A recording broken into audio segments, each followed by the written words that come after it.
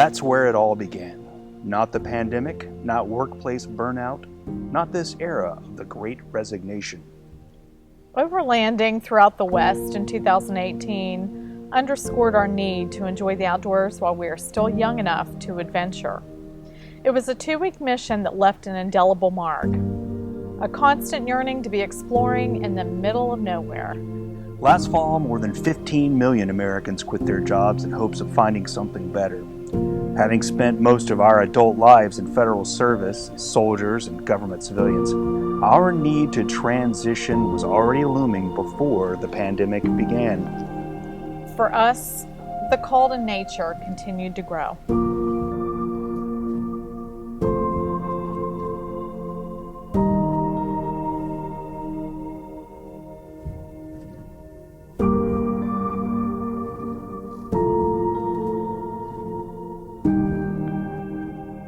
Hi, I'm Dave. And I'm Jen, and we're the 214 Overlanders. And we're coming to you from 214 headquarters, getting ready for our next travel. Just want to introduce ourselves and kind of tell you a little bit about what we're trying to do here. And one of the things we're trying to do is just sort of document our adventures. And at the same time, we wanted to show our trials and tribulations. So a lot of people outside of military circles wonder about the name 214 Overlanders. What does a 214 mean? What does that mean, Jennifer? Well, a 214 is a form that documents a person's military service, and it's received upon someone's completion of military service. So we were certainly thrilled to get our 214s when we retired from the Army. But also we were thrilled to recently resign from our jobs of federal service. But one thing that we seem to have a knack for is meeting fellow veterans along the way. So we really want to include them in this. We want to be able to showcase not only those veteran-owned businesses in each area we go to, but just all the people that we meet on the trail. So as we said, that trip out west in 2018 really kind of put a firm hold on what we needed to do with our future. And it was just a slow path, with it constantly calling us back to nature until we were able to finally be able to do so.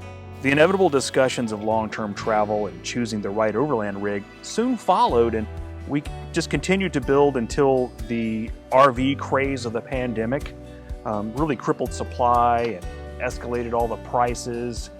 If you could find one, then the price was double. And then at one moment we were set on getting a Class B. We were going to live the van life. Right, down by the river. Wanted to live the van life, and then like everything in the supply chain, we couldn't find anything that was suitable for us and our dogs. So we made that shift over to finding a travel trailer suitable to be able to withstand some rigorous off-roading. In the process of that, our grocery getter 4Runner, we began all the mods necessary to be able to undertake those adventures, but then something of a tragedy kind of struck. Being amidst a 4-car pileup at interstate speed further reminded us that life is short. What is our end goal? What are we working toward? The 4Runner was completely totaled. It saved my life with every last airbag deploying, but we couldn't save it. A replacement vehicle? Well, there was also the chip shortage, global supply, delays made it nearly impossible. At some point, we definitely had our minds set on a lunar rock 4Runner, but it seemed an impossible task. We actually looked at how many states, Jennifer? 7 different states before ultimately finding one practically in our own backyard. With each of those other states, we'd pretty much locked in inventory, made arrangements with dealers, and then get the call back of, oh, sorry, another salesman already sold it, that sort of thing. But finding one here in our own backyard was a huge surprise, but it's really thanks to Jennifer for finding that. And then that really set everything in motion. From there, we definitely had our mindset on getting that travel trailer, and we ended up with, once again, hard supply, especially in this area. So to find what we really wanted, we narrowed it down to a mission summit, which is made in Canada, but we're able to find one in Mississippi. So we made that trek and brought home Mona. The wheels were in motion, literally, and resignation letters were delivered this past fall. So from that moment on, we were really just focused on finalizing the little things that had already complicated our lives, right? Getting out from underneath the clutter and all the other distractions of life so that we can really prepare to travel. But one of the things we managed to do, we had something of an inaugural trip to kind of break things in, and that was to South Carolina. It was the Sea Islands. What was the island called? Hunting Beach, South Carolina, which is right past Camp Lejeune. So this was the opposite of overlanding. This was pulling up to a campsite and plugging in. But to my shock and dismay, it felt like isolation. We were surrounded by palm trees, palmettos. We had a marsh directly behind us, and we felt very private and secluded. And then each morning, sunrise. Yeah, every morning we had a very small trek to the beach, and we would see the sunrise every day and be able to walk out on a beach without anyone else there. It was just very, it was a very welcome trip. And I will say that every single day we were there, we saw the same fisherman with multiple lines that he was casting out. He had his whole rig set up, but he was out there as happy as could possibly be. Don't know his story. He wasn't really talkative. I did talk to him a little bit, but and he said it was okay to film him. But it's another pause for reflection. Like, this guy's living the life.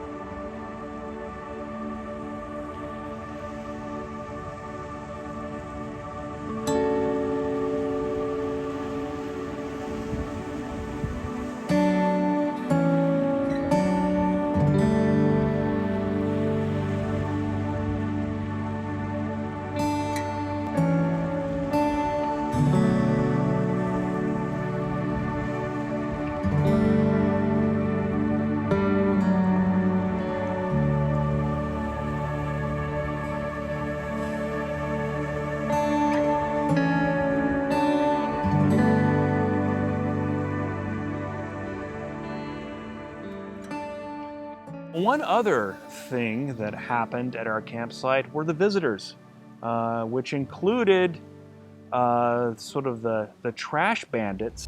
There's 2 of them. Guys, it's not your food. Move along. Go, babes. Go. Grab a whole handful. Let's go finish by the time. That is not yours. Scooch. Go back to guarding the Galaxy rocket. Come on. No, you can't go back for more. No, baby, go.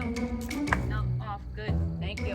Go. Go. Get away. Go. We had to sort of push them away, but then also the other bandits soon followed, which was our daughter and her girlfriend. And but it was great to be able to, they set up, we still had room for a pretty sizable tent, which who knew that our daughter would roll up in, the mansion of Tent World.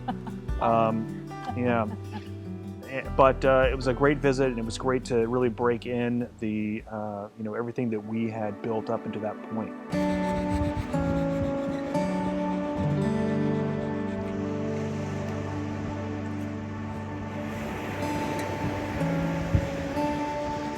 So our next travels were to West Virginia. West by God, Virginia. Yeah, West by God, Virginia.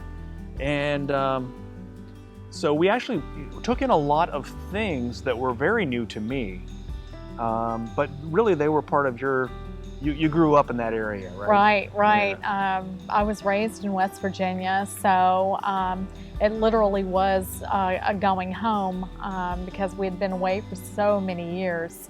but we went there and just kind of did our exploring of just things I haven't seen or even been to before. Yeah. A couple of the places we went was to Audra State Park, which is the Middle Fork River there. Which really, I mean, for a state park, I mean, it's always been so pristine, just so clean. It's not ever crowded. No. I think I've been probably 2 or 3 seasons, but it's really spectacular. Most of the trail is along the river, so it's face. so you get a great view all along the way. And then we also took in Blackwater Falls. We're now taking the trek down to Blackwater Falls. Lots of steps, very well maintained, and you can hear the falls are roaring. Blackwater Falls, I think we only just got a taste of it, really. Tremendous boardwalk going down to the falls. There were just spectacular views at each platform where you would stop and see what's going on there.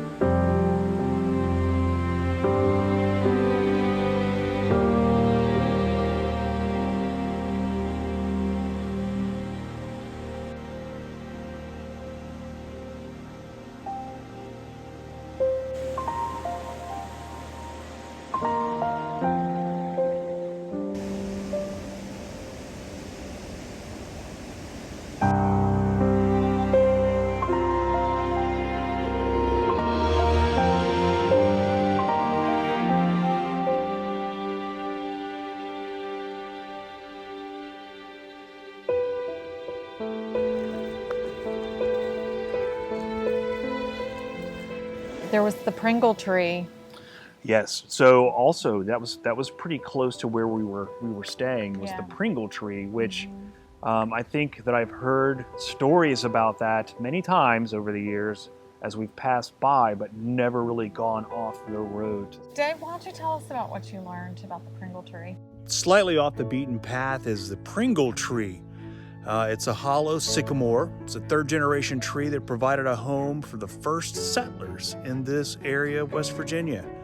John and Samuel Pringle were here after fleeing from Fort Pitt. They lived here from 1764 to 1767. It's just one of those odd little places that it's kind of a neat little park, and it's all about this tree. And while you're actually checking out Pringle Tree, you'll find that it's right next to the Buchanan River.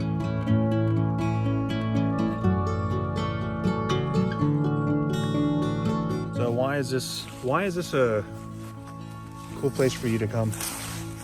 Well, I have many fond childhood memories from here because we used to have Girl Scouts out here, and I think the 4-H came out here, and I think the 4-H probably to this day is responsible for the upkeep here, but it's just kind of a neat little park nestled in between a couple mountains. So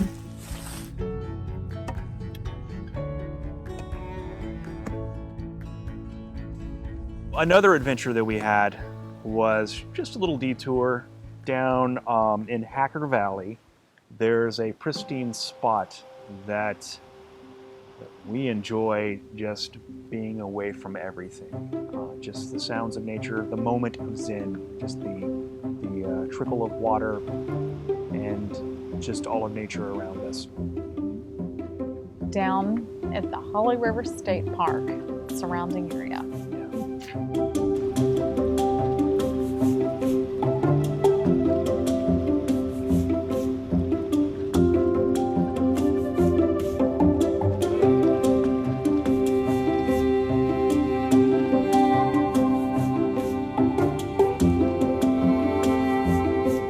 So after West Virginia, we did take another short stay, a couple of days in Georgia near Fort Benning. My nephew graduated from the infantry school, the OSIT training down there, and we were able to go down to the turning blue ceremony that they had and his graduation. But what was most spectacular about the whole visit there at Fort Benning is the National Infantry Museum. This place was just absolutely mind-blowing, especially considering its history. You know, there's always been a National Infantry Museum there for, I don't know, 50 years or more. But when they rebuilt this new site, they did it right. And if you're ever near Fort Benning, you don't even have to go on base. It's right outside post. It's something to check out. Then from there, we actually stopped over in Alabama afterward. We were able to get in one hike, and that was, yeah, War Eagle. So yeah, we were able to get in one hike there, and that was something called the John B. Scott Forever Wild Trail. A very interesting trail. It did just kind of like the Audra State Park, where the trail followed the rivers, the lake. This trail is about 2 hours west of Fort Benning, which was our previous destination. And it's near Kent, Alabama. It's a moderate trail. Gives you a lot of options though, if you want to do the full loop or cut back on some other shortcuts. You have a lot of options. But primarily it's the beauty of just being alongside the lakes, rivers, creeks, and all the wildlife out here. Today, it's a bit of a brisk morning, but you know, it's a little cloudy, but it's as quiet as can be out here. It's like we have the trails to ourselves.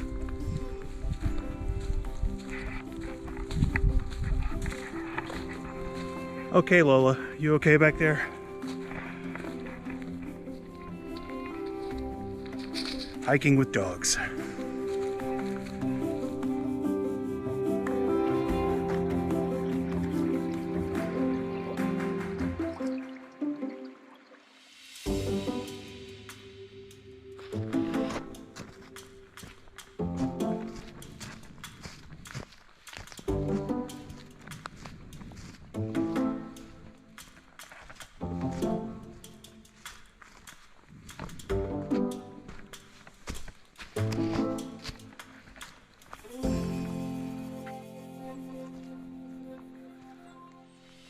Creeks, the streams, you're always near water for most of it. One thing that was kind of misleading, you know, it's probably listed as a moderate trail, but the elevation was constantly up and down. Like 700 feet up, 700 feet down when you have 3 dogs.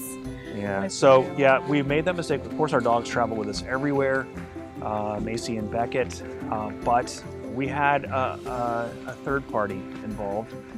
We had a family member's puppy that we thought needed to burn some energy. That was not a success.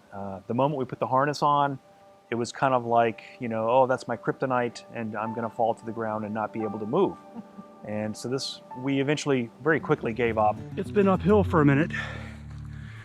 We've just gone up about 700 feet, but still, look at all this glory.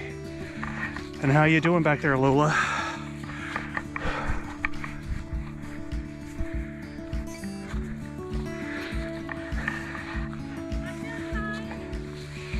Full disclosure, I don't think my mom knew all the lyrics to Lola when she named her dog Lola.